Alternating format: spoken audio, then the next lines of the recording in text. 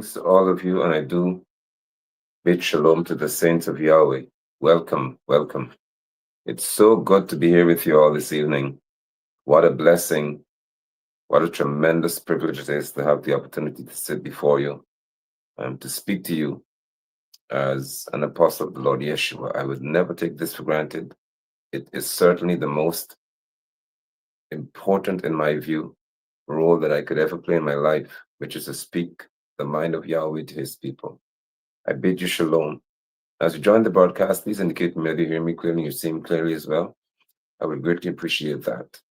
So welcome to this moment where this is not a campaign, by the way. This is my speaking to the saints as I would have promised, committed to, and have been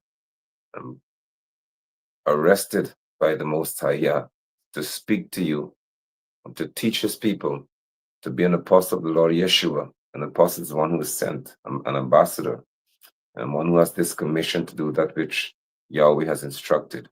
Tonight, I believe that this is one of the most critical, vital, and significant messages that I have for the church of the Lord Yeshua. So please, thank you for the feedback. Some of you see hear me clearly, but I'm on 2 streams now, on Facebook and also on YouTube. So I'd appreciate the feedback. Let me just try to monitor the broadcast, the comments. So you'll see me looking down every so often just to ensure that I can see you. And I can also hear clearly. It's committed to that. Good, so I can monitor. Excellent. Welcome. Please, I will give a few moments for you to invite, share with, text, tell the other saints that we here. This is our moment of fellowship. We do so online. And I must also say to you right here, right now, that I'm certainly grateful for those of you who have consistently yielded yourself to the guidance, the direction, and the instruction of the apostle of the Lord Yeshua. An unusual thing has happened, and is happening in our country, where apostles of Yeshua the Messiah are standing up for righteousness in our nation. And you will see as I open this text, or we examine this text, you see, you exegete the text. We need to speak to the fact that the church many times would use Romans 13 to preach servitude and acceptance of evil, just because the word authority was used therein. And tonight we'll have certainly clarity and understanding of this text. So I will give the saints an opportunity to gather. I don't normally wait for numbers to build, but I know that I didn't give you my normal timeline as to when we'll start the broadcast. And do forgive me for that. But let's invite the others, tag them. As I said, you may even be advised to get off the broadcast at this time. Give a call, make a call to Saint to let them know that you're here. Oh, hallelujah. Yahweh is faithful, and his mercies endure forever. While I know that there are others who are having interviews and so on, my responsibility is to preach the gospel of the Lord Yeshua the Messiah. I will never, ever relinquish that responsibility. And because I know that there's no other service that can be rendered to the church that is more significant than the truth being spoken. Those who are lost, Yeshua said that my sheep know my voice, and a stranger they will not follow. So those who are in the fold of Yahweh, though you are lost, you will hear the truth, which is the voice of Yeshua the Messiah, and you shall follow him. It doesn't matter the face that's speaking it, it's the truth that you will hear. And that quickening will be given to you to know that this is truth being spoken, and you should obey the same. Now, in Romans chapter 13, and I'm happy that I have the opportunity here in Guyana, South America, to speak to you about this matter. In Romans 13, there's a very important text. And as I've said, that text has been used to compel people to obey just about anything and anyone, because they call authority. And that is very dangerous. It's poor teaching. It is what is beyond the wisdom of Scripture. and it has to be addressed. So this is why we speak into understanding elections and understanding oppression. You must understand oppression as a saint. You must know what it looks like. And we speak to this tonight quite candidly and without fear or favor. As an apostle of the Lord Yeshua, the responsibility is very clear. The apostle Shaul, for example, his name was never Paul. Shaul, or he was also a Roman citizen, and he took on the name of this Paulus. And Shaul was one who made it clear to the Corinthians about his role in their lives, and that he made a commitment to the Lord Yeshua to present them as a chaste virgin, which would speak to being pure. And that in itself speaks a lot to the responsibility, one of the responsibilities, which is to ensure that the saints of Yeshua are pure in their conduct, that you are upright in how you behave, and that you govern yourselves according to that which is proper. Nonetheless, there were moments when he had to correct the Corinthian church. I think that one of the churches Yeshua was most stern with was the church at Corinth, because it was a metropolis, or you call it a city. It was a very busy area that was heavy in terms of economic activity. And at Corinth, the people were given to very, very strange behaviors. Though they were called saints, though they were in what we call the church, their behavior was unbecoming in many instances. And Shaul still said he made a commitment to present them to the Lord Yeshua as a chaste or a pure or clean virgin. So I appreciate your presence here. Romans chapter 13. And this text, weak, fearful, timid leaders of many churches have used it to not encourage resistance, to just corral or gather saints or church people to a place whereby you just don't oppose anything. You just be the nicest person, and there should be no resistance from you. But as I examine this text as an apostle of Yeshua, you will see when it is compared to other texts, what it actually meant and what it means for the saints. So Romans chapter 13, verse 1, thank you, Pastor Mel. I know you normally quick in doing this. Romans 13. And Shaul, in writing to the Romans, had a very interesting experience and responsibility. He was writing to two sets of people. And whenever I touch the Roman text, I make it clear to people, you have to understand what was the audience. He was speaking to the Hebrew people, and he was speaking to those who were Romans by birth. So hence he had to cover two sets of individuals, the Hebrew people and the Romans. And in so doing, Shaul was able to bring to light some very critical truth by the Spirit of Yeshua. So he said, everyone is to obey governing authorities. Now, if one is unlearned, if one is unskilled, as Scripture speaks to, they can just use this one line and decide that you should obey anybody. Doesn't matter what it is, as long as it's called the government, you obey them.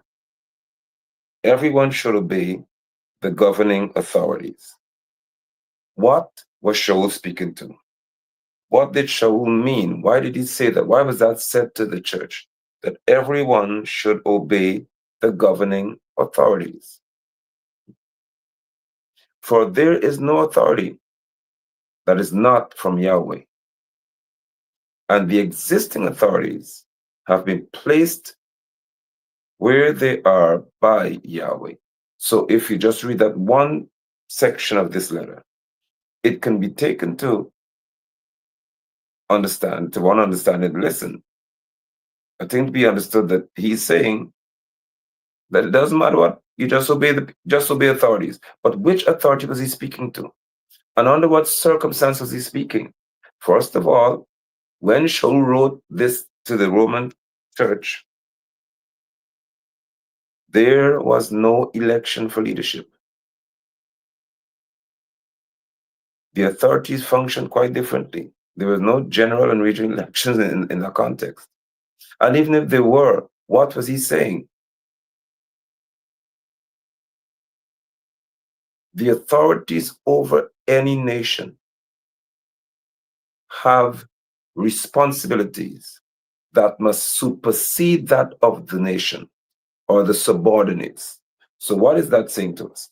Anyone who has a superior authority, position of authority, the president, the prime minister, the vice presidents in Guyana structure, the president in the US, his vice president, which is not the same as Guyana situation. In some Caribbean territories, you have the prime minister, you may have a premier, you have a deputy prime minister, ministers in government. It doesn't matter what structure or system of governance your country has. What matters is the fact that the officials who have authority must always bear a greater degree of responsibility.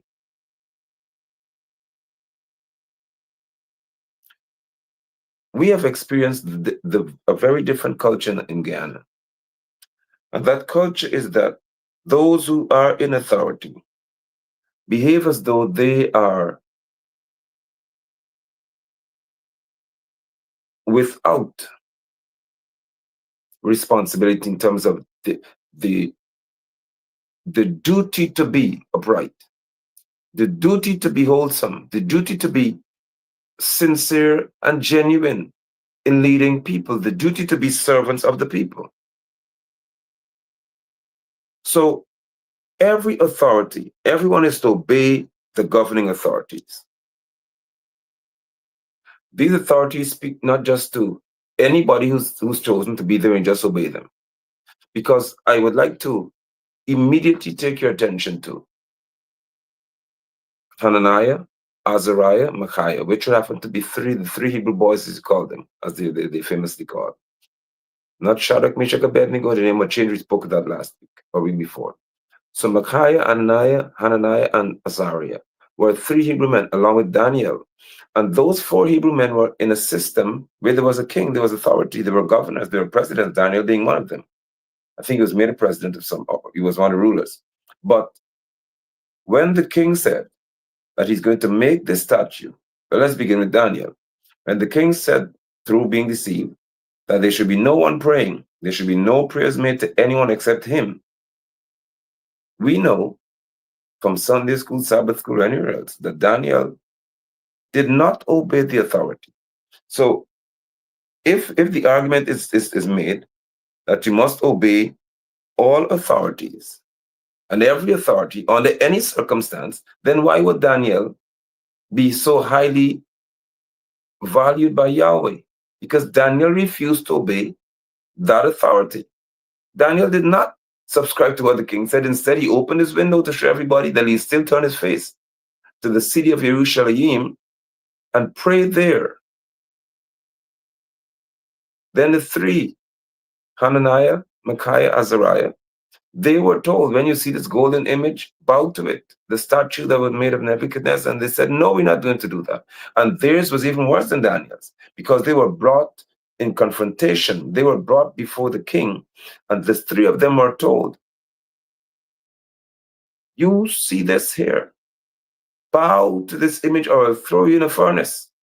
And their response rings through aeons of time when they said, we are not careful, we're not cautious in responding to you.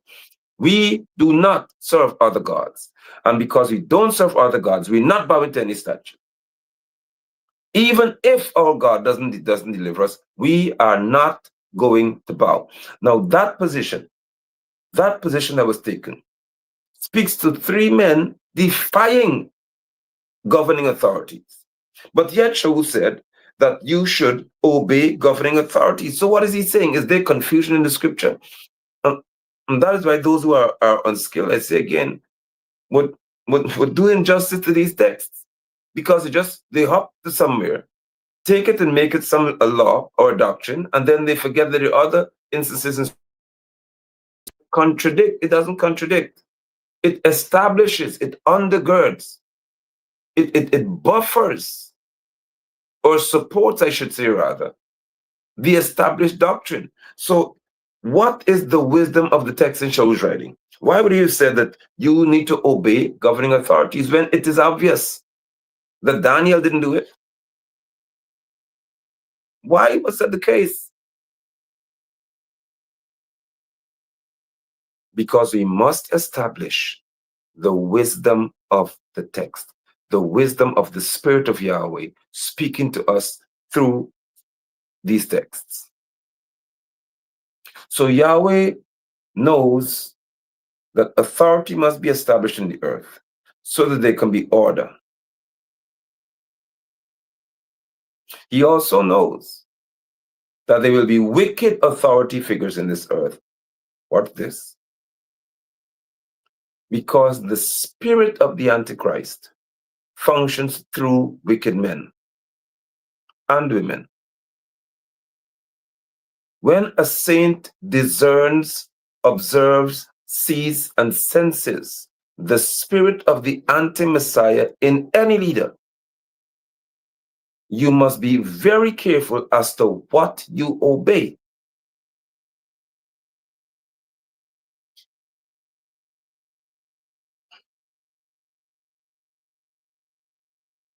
These authorities, and I'll show you where he clarified what he was speaking to. So we have to have, therefore, in order to obey governing authorities, they have to have governance in reference to laws. Laws are established to govern people, not people established to govern. Laws are established so we can be governed by them. And people have oversight of these laws, and they ensure that they make laws that are favorable to, obviously, the functioning of society. So when we have a situation whereby individuals are wicked, they don't even obey the same laws that they're supposed to that they establish.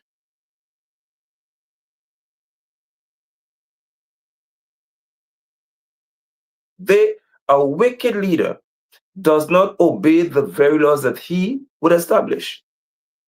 Wicked leadership in general, in the church, out of the church, in the mosque, the temple, atheists, wherever you are, one of the basic traits of a wicked person is that he or she would not abide by what they establish. That's what you call shifting the goalpost. So they say that taxes should be paid, but they don't pay.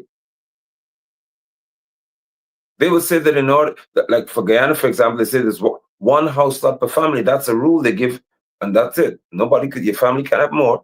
But persons in authority in this country, they have 5, 6, 7, 10, 15. Many. So they establish one order for the people, and then they violate that same order. They contravene the same, they go against it. That is the nature of wicked people. They will tell you on one side, those people are evil. They're wicked. Don't vote for them. Don't choose them. And then the same set who say don't deal with them would be seen drinking and partying and dancing and making deals through phones. Hey, I need some land. Give me some land. I need a favor. Do this for me. But they're telling you, don't deal with them. They're wicked.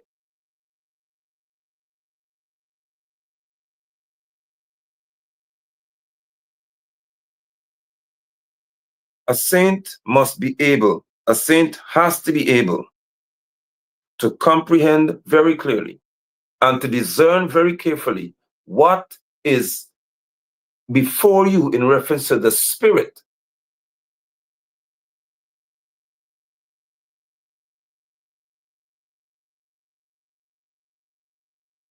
You need to understand. I mean, speaking to elections here. So, as always, I'm very candid when I speak to things. I'm very, very open, always transparent, because you, as the saints, need to understand what or how your leaders in the church function. The scripture records Shaul speaking, follow me as I follow Messiah, not lead yourself. So let me share something very personal with you. Since 1992, I want the whole church to hear me. The only time in all of Guyana's electoral processes for which I would have been eligible to vote. I voted once in 1992. I'll never forget that. And I said to my father that I would not do this again. Not with these people. There was the PNC and there's the PPP. And I said to my father, as a young man, 18 years old, somewhere around that age range, I was 18. I said, Daddy, how is it possible for when this nation, for the first time, a president was interviewed by CNN, Desmond Hoyt. The economic recovery program was touted by the US and others as being this major, significant, ingenious idea that transformed in their minds an economy. And I said, how is it that when our nation is seeing all that they call development and economic turnaround and growth, how could it be possible that people, based on results, would vote against somebody who has developed the nation to this extent, to international acclaim, Desmond Hoyt had? I said, what? Help me to understand this. Because what are we really choosing as a people? See, I was young, I was only 18. I'm telling you what I said then. And then as time progressed,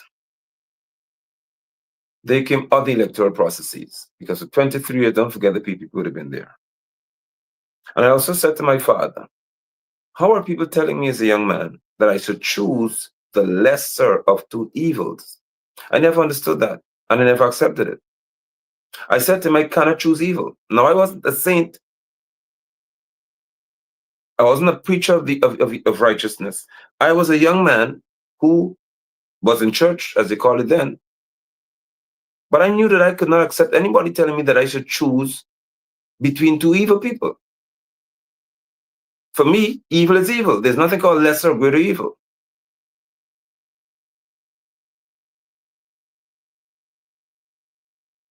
And I vowed that unless I can endorse genuinely, sincerely, what I know to be someone who stands for what is right at all cost, I would not vote in this country. That was my conviction. I'm not telling you what I'm telling you what my conviction is, would have been. Of course, I lived overseas for 15 years, 12 years or so, maybe 12, 13, 15 years. But I could have come home. But I also asked my father, because he and I have very, very intense conversations. Why is there a nature in our politicians in this country that they generally do not fight for the people on the streets? See, I'm a numbers person now. I examine. If somebody tells me that one political party received 150,000 or 200,000 votes, I would expect that at least 10% of those people would be inclined to stand and fight at any time. Not physically, but I'm just saying to demand what is right in their country. So I said to my father, how could you have 200,000 people, but they can't have 20,000, just 10% on the street? Or 10,000, 5%.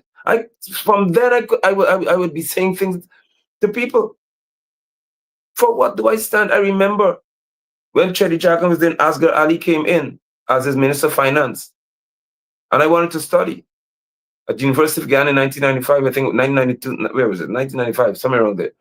But just before that, we were told that you have to pay. And I said, but the law, the Constitution speaks clearly to education being free from nursery age to tertiary, which is university.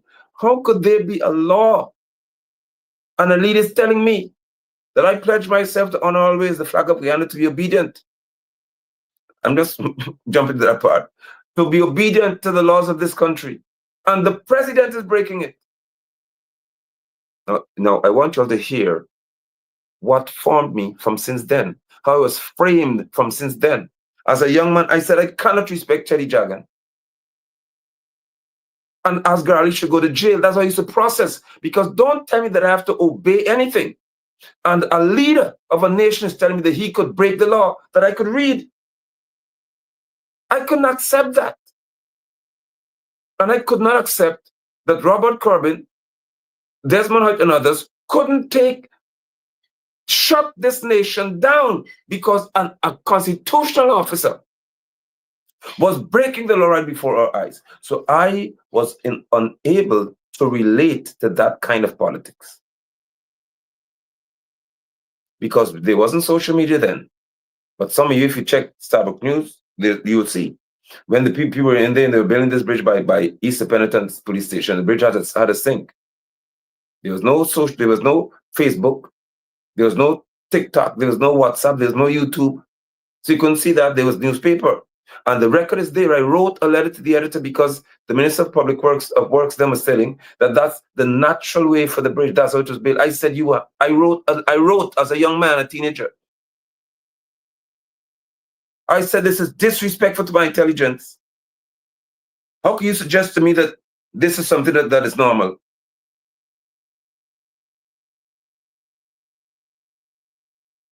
And they had to excavate the Easter Penitence Bridge. Because as a young guy, I opposed what was wrong.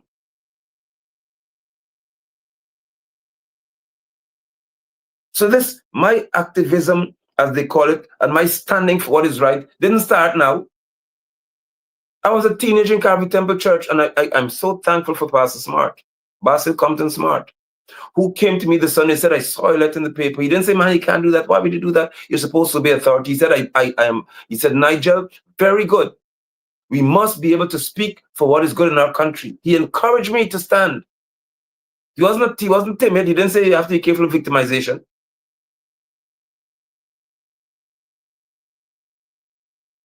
But I was cautious about leaders who could not inspire those who elected them to serve. Of course, we saw Desmond Hoyt with a slow fire, more fire that caused Barr to almost have a heart attack. And that's the last of courage that we saw in this country. The last time we saw a leader who led people to stand against oppression was when Desmond Hoyt led. And I asked, and I'm going for you now, Anil, because I don't care. You could say 1 million sorries. You're still racist. And if you do not know of the wickedness of this man,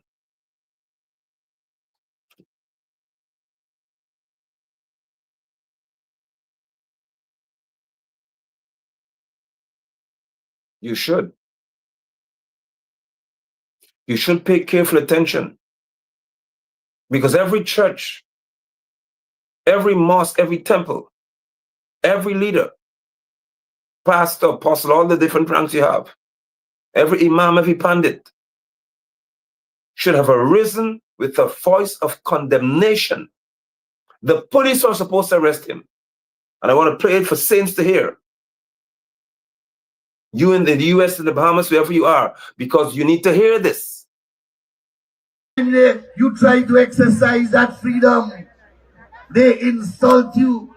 They call you big batty African. They call you house slaves. They call you the nastiest thing. Well, I want you to tell them that the national hero of this country is Coffee. And Coffee was a proud and upstanding house slaves. Nothing wrong with being a house slave. He was a proud and upstanding house slave. Do we obey this governing authority? Now, why am I speaking to this? Because Anil, that same fellow here that you saw there, functions, hopefully up until tomorrow, as our Attorney General. Now, let me show you the hypocrisy of Guyana and why it requires a revolution. Revolution first. On Friday, this same creature you see here, who just said the coffee, a slave who was dragged while in the loins of his foreparents, dragged to this country. We don't know the extent to which he suffered. We don't know the extent to which he witnessed probably his mother, his relative being raped, beaten, slaughtered. But Anil said that this man, there's nothing wrong with being a house slave. Slavery has been considered the worst act against humanity in history, where people are being sold.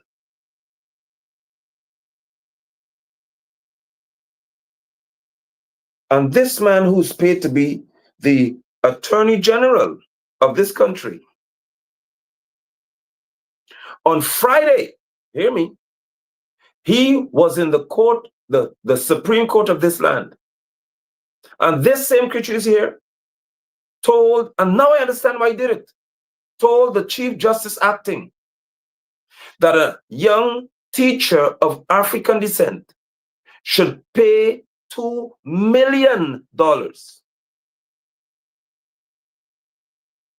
in cost for going to the court and asking the court to clarify for her, to rule for her, why she cannot choose a president, because that political party doesn't have candidates in reference to geographic and so on in her area. She's saying, I'm Guyanese, I need to choose my president. Where I live doesn't afford me the right to do so based on what these people are saying at the Election Commission. This man, that same man right here, you just saw, told the court that this young African descendant, and now I know why he was so mean, because he knows that a teacher earns $170,000 or so per month. So maybe 100, and it's taxed. So he said to the judge that because she wasted his time and made him have to leave his political rallies, and I played again, he had to leave his political engagement and come to court. He was inconvenienced, and because of that inconvenience, you try to exercise that freedom. They insult you. They call you big batty African. They call you house slaves. They call you the nastiest thing. Well, I want you to tell them that the national hero of this country is coffee. And coffee was a proud and upstanding house slave. Nothing wrong with being a house slave. Now I'm saying to you again, this creature here, after we reacted, said, I'm sorry. What's this? And we must move on. But the teacher, he didn't tell the judge, please let the teacher just apologize if in his view she wasted the court's time. Let her say sorry and leave. He said she must pay $2 million for him having to leave his rally or his campaign business. But the teacher who left the interior location traveled by trail to come to ask the court to give her an understanding of the law. He said she must pay $2 million, but he could just say sorry. Because this young African descendant who stood in the court to ask the court to rule on her behalf, to make it clear that she has a right to choose a president, this man could say sorry and get away with saying that all Africans should be happy to be called house slaves, because this girl in the court to him wasn't worthy of saying, I apologize, I just wanted clarity. That's how hypocritical you are, Anil, and you should not serve in anything called public office. And as I live, I'll ensure that Guyana must remember you forever for what you said.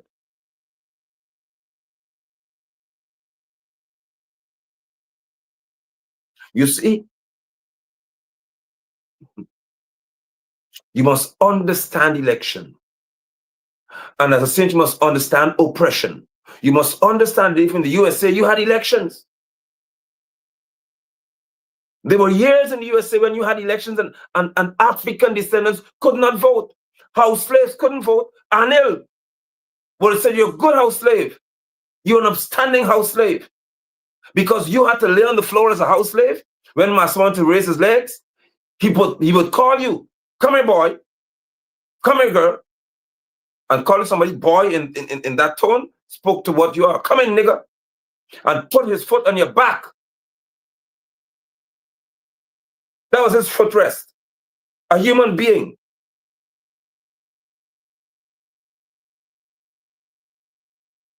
And the house slaves were those who enslaved were planning a rebellion.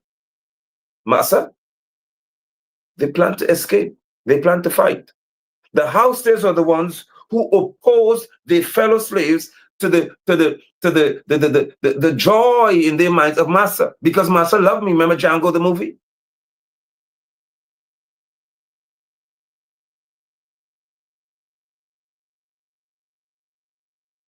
Every leader across the Caribbean should condemn this man. Because the Caribbean, for the greater part, has African descendants. The majority of the Caribbean population are African people. People of African descent. How could they not? From Grenada, Barbados, Trinidad. You don't expect Kamala to say anything. Not her. The Bahamas, Haiti, St. Lucia. How could you not condemn this imbecile?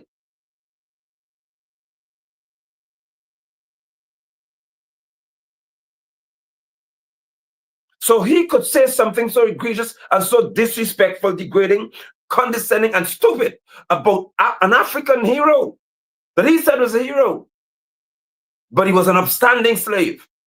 But this same Anil couldn't tell the court that the young African descendant, the same DNA trail, because that's what gave us a phenotype. She couldn't tell the court, okay, I understand now, thank you. She must pay $2 million to him and the others who were with him in the court for the time that they claim she wasted.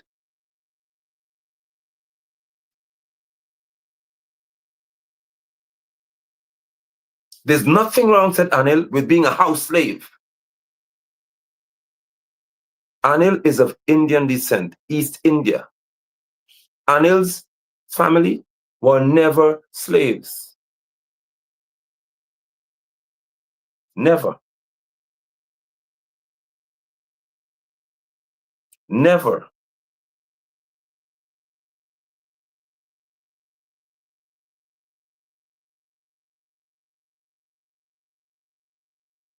That is why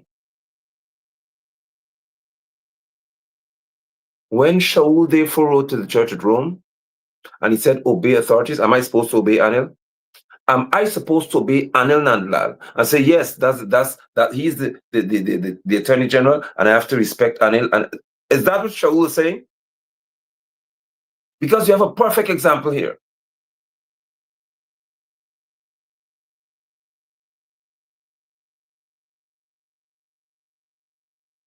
Was the Apostle Shaul encouraging the church to obey somebody like Anil? To bow to what he says?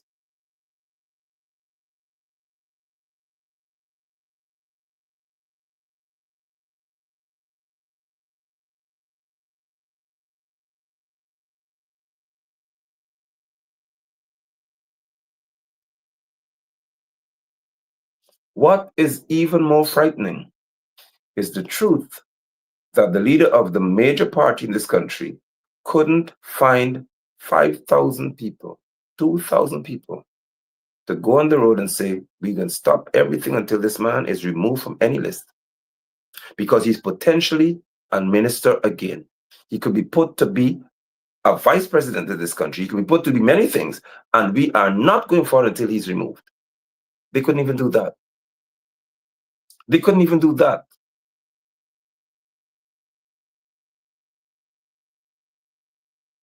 Where would you go as a nation if you are encouraged to simply just bow to everything called authority, but not stand against what is unrighteous, what is improper, and what is unjust?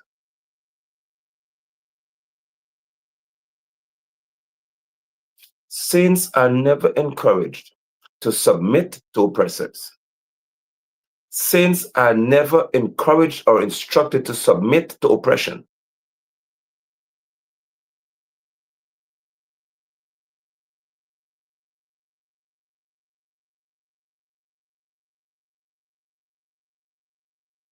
you do not submit to oppression of any sort. Know who you are.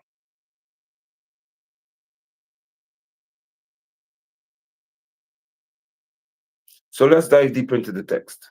Verse 2, he says, therefore, Romans 13:2. Therefore, whoever resists the authorities is resisting what Yahweh has instituted.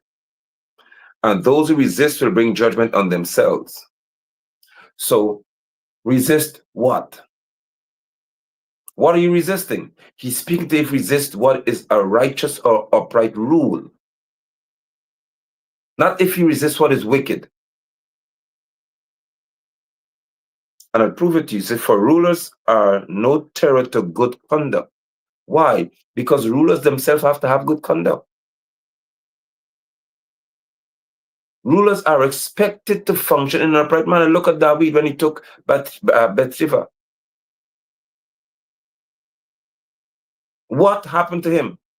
Yahweh sent a prophet named Nathan to speak to the king about his improper conduct.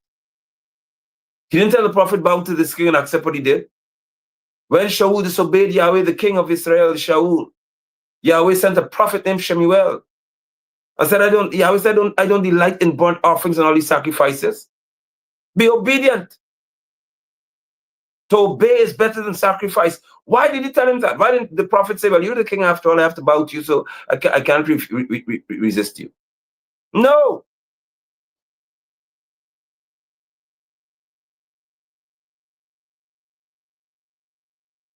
Rulers are no terror to good conduct, but what quality of rulers are we talking about? Like Anil? And I'm happy that Anil said that. Clifton Hicken, I am overjoyed that Anil said that Coffee was an upstanding and a decent house slave, because we know the history of Coffee. So if any descendant of Coffees arises to start rebelling in this country, you don't arrest them, because what they're doing is upstanding and decent. Is that how you want us to reason? If the hero that Anil spoke to is known as the one who led a rebellion, the Baby slave rebellion, Coffee and Damon, I would like to think that whoever in this country leads a rebellion is upstanding and decent. So why are we being called terrorists for burning a tire? Coffee didn't burn a tire, he killed people. He led a revolt against farmers, against plantation owners. So are you saying, Anil, that a man who led a revolt is upstanding in your eyes?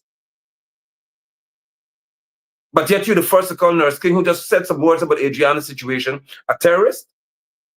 There's still young men tonight in Lusitania who can't vote because of you, saying that they're terrorists. Why didn't you call them upstanding and decent? Did Coffee and Damon not terrorize the plantation owners? And he's upstanding and decent? Make up, listen to me, decide quickly, Anil, on which side will you stand? You are on record of calling Coffee an upright person and a decent person, an upstanding person. So you cannot condemn any action of Coffee's. And those of us who were born of Coffee's sacrifice, born of him struggling and fighting, do we have the right to do that, Anil?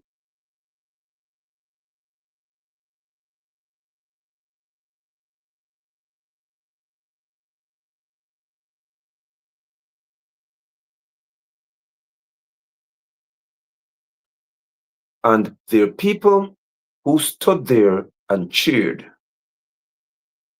because the expectation is that whatever my oppressor tells me, it has to be applauded and deemed to be right. That is why saints must understand what oppression looks like and never bow to it. When you are a saint, you would not sit back to say that whatever an oppressive entity says to me is acceptable. He's a proud house slave, said Anil. If you are a saint, you will not process oppression as authority worthy being respected.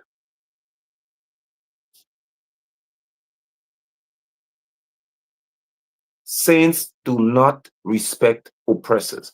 We are instructed to resist oppressors. So wherever oppression is in your nation, the saint should be the first one to stand against it.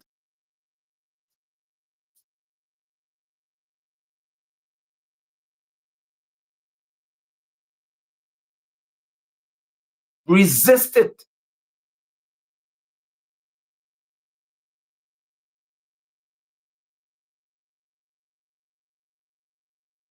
He said, rulers are no terror to good conduct, but to bad. Look at this.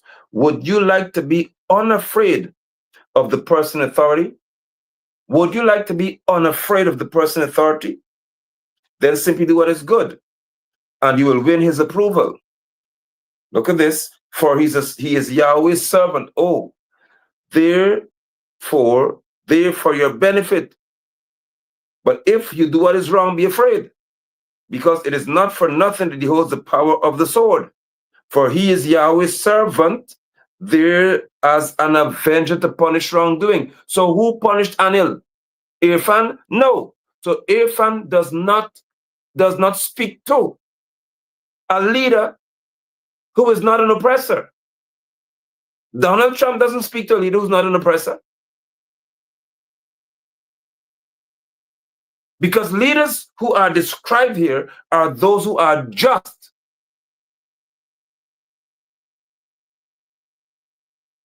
That's what is described here. Just leaders. And I'll show it to you again. Verse 5. Another reason to obey, besides fear of punishment, is for the sake of conscience. Look at this. This is why you pay taxes. So you see what he's talking about. So leaders establish taxes. He said you pay the taxes.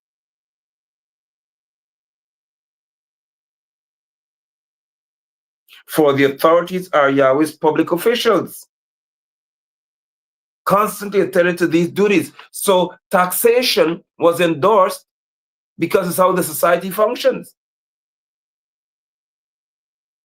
So you see here that, again, you have a record in scripture where certain systems of governance were present. Taxes weren't meant to enrich the rich. They're meant to help the poor. So we all contribute to the help of the poor, not to the ministers and the president and prime minister living lofty lives. It's where we all contribute to a pot that will help the poor, that will help the needy, that will create opportunities for the nation to function and to pay servants of the nation. Not to create gods.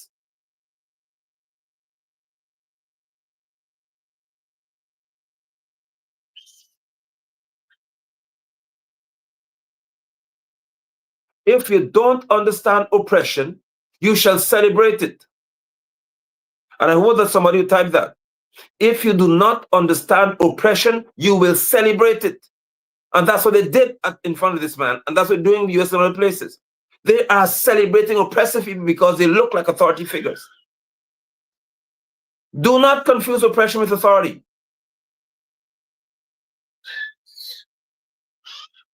That's my grandbabies cheering for me on the outside. Someone can be in authority and not be oppressive. Yeshua the Messiah was king of the Hebrew people. He was never oppressive. Do not confuse it, please. Do not confuse oppression with authority.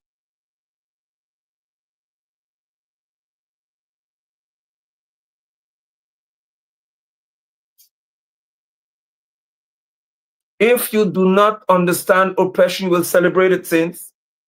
You will cheer for it. You say this is good. This is what we need.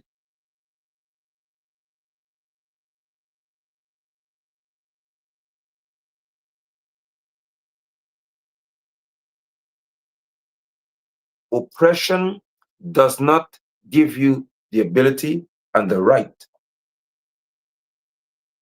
to oppose it. And that is the first thing that you see about this PPP regime, Donald Trump and others. You mark my word, oppression doesn't give you the right to oppose it. That's an oppressive leader. It eliminates your right to be in opposition to it.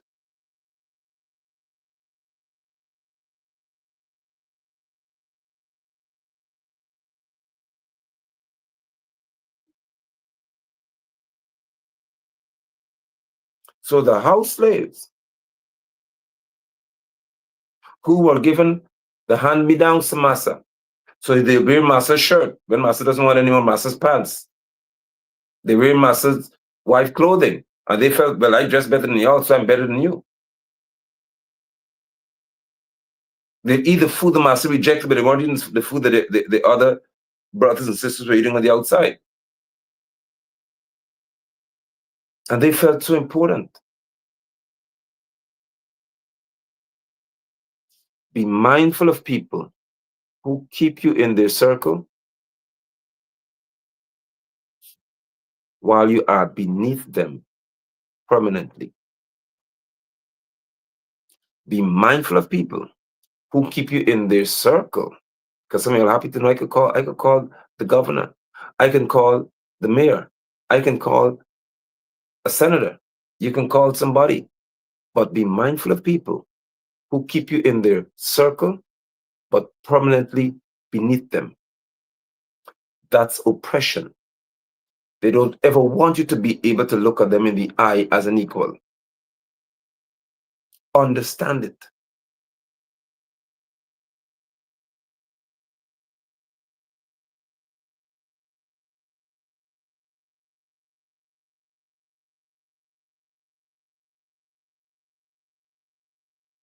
When you celebrate a man who has established a success limit for you, you are celebrating an oppressor. When you celebrate a woman who has established a success limit, in other words, you come to this point and you cannot go beyond it. So you can grow to this level, but you would never go beyond it. You are celebrating an oppressor.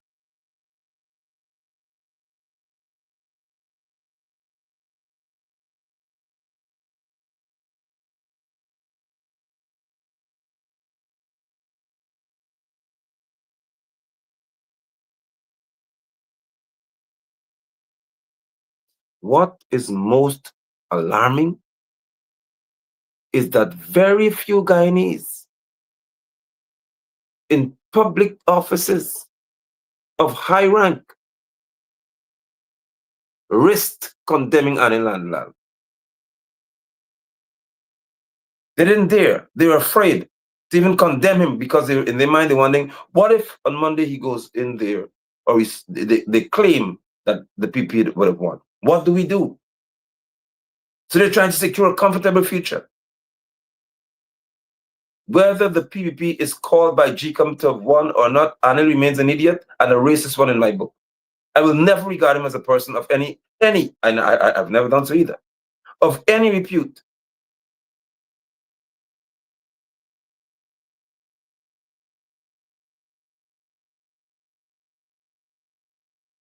Because the casual nature, the ease with which he said what he did, tells me that he was quite comfortable making the statement. He didn't check himself halfway through. And that was a prepared thought.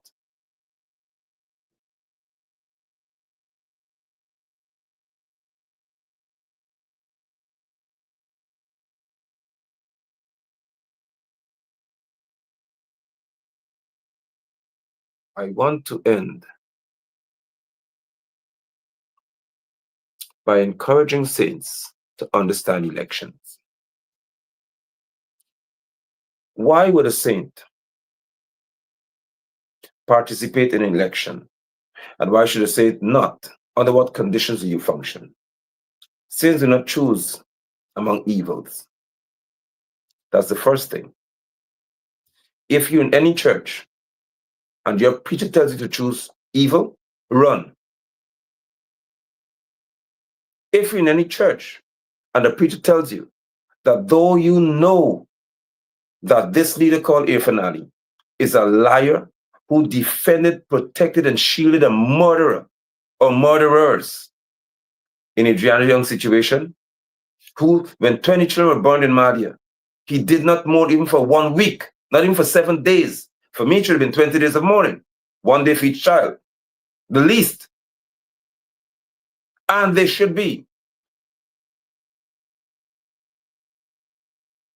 jail sentences, prison sentences, probably death sentence for any adult who caged children in a room when they were warned beforehand. If you know what this man did, and to this day not one adult has ever spent a night in jail for that situation. If you know these things, and you encourage people to choose what is evil, how can we call you good?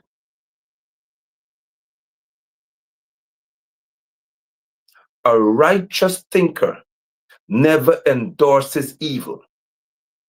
A righteous thinker never endorses evil under any circumstance. A righteous thinker never endorses evil.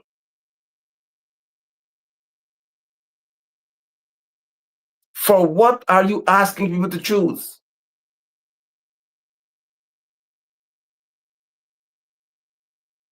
Elections for a saint is not the same as election for one who's a heathen. You don't choose evil.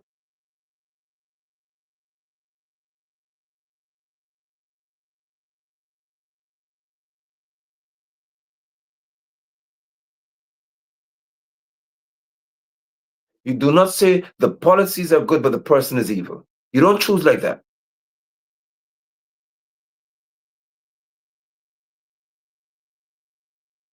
What is even worse is that a saint, or those who call saints, could have heard and seen that a phone call was made and a driver of a bus was told to take men and women and put them in the blazing sun in a savanna. Savannah doesn't have big trees, that's called savanna, a grassland. Put them out, because a finale again, who wants to be president tomorrow? And Barrett and those people will deal with y'all. Get them. And they put our indigenous people or natives out in the on a trail, not even a road, a paved road. Put them out.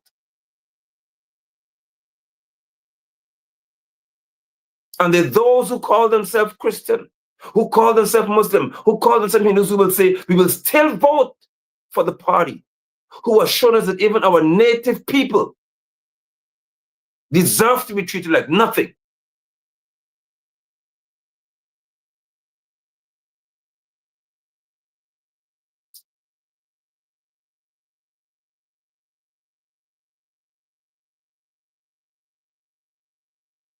In our country's history, people, a young African who, Anil, again, remember Anil was so casual of telling how slavery is good.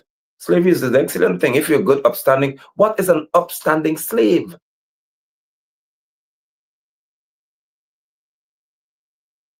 It's good. In his mind, slavery wasn't a bad thing. And a young African man stood on the road and said, do not vote for the PPP.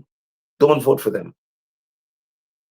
And that's the first time in our country's history that a man who stood and said, do not vote for the PPP, was slaughtered in public, shot at, killed on the road in public. His name is Courtney Crummy, under the same PPP. And now you're telling me that as a Christian, you could go and say, I will vote for these people.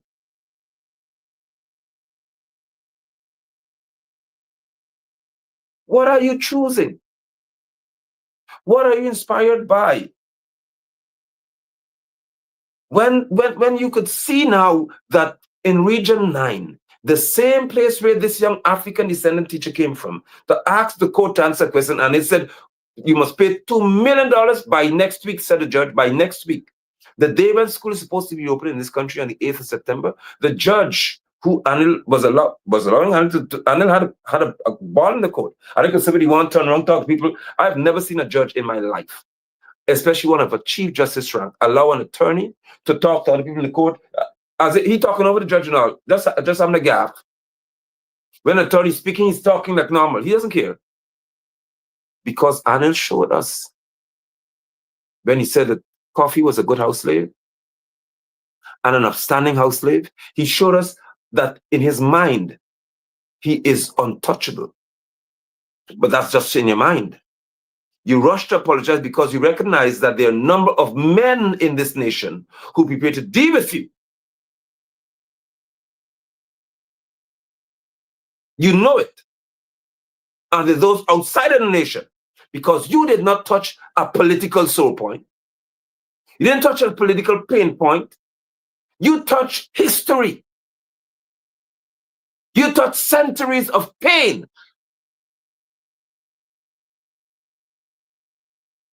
And then we saw that the Africans being ill-treated by you was not enough. So now one of your agents called to tell a bus driver to put indigenous people, put our nation's first people, as you call them, put them. I told you, my grandmother, I came from within me as well. The indigenous people. She used to teach us the language, ta-na-na-na, and sing songs, teach us to sing. Native songs, songs of the natives. Taught us a native tongue. I didn't learn too much of it. But I'm telling you, how must I feel having the DNA of them in my blood, my body as well? And to know that I could see a party tell a people, a driver, put this man, put these people, babies, mothers, whoever, put them out in the sun and drive away and leave them in the trail because you lose your business.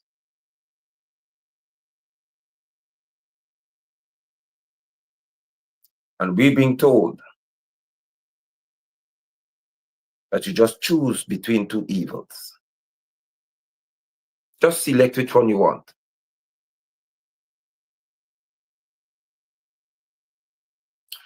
The decision that the church makes will have a telling impact on the future of this nation.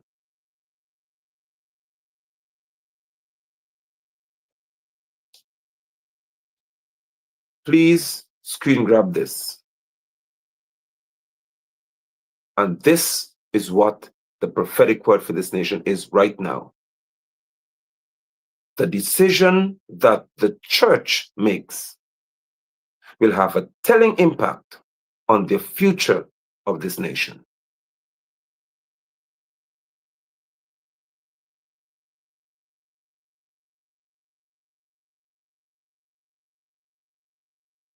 Those who claim to know a righteous God, but choose to be led by unrighteous people, your decision will have a significant impact on the future of this nation.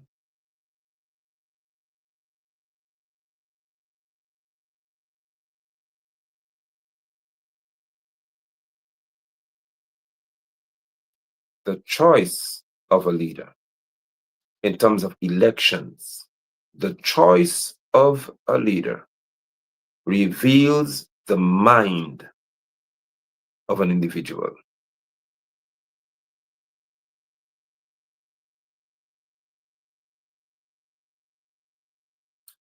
When it comes to the church, whoever said you know God and you know God, you serve God, the choice of a leader reveals the mind of the one choosing him.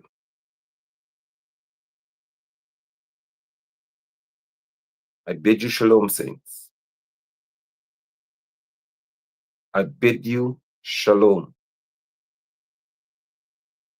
Righteousness still lifts a nation up. Sin is still a shame to any people. Elections to the church is about choosing value, choosing morality, choosing what is right standing.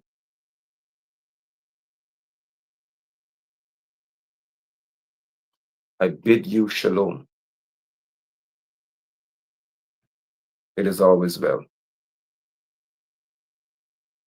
It is always well. It is always well.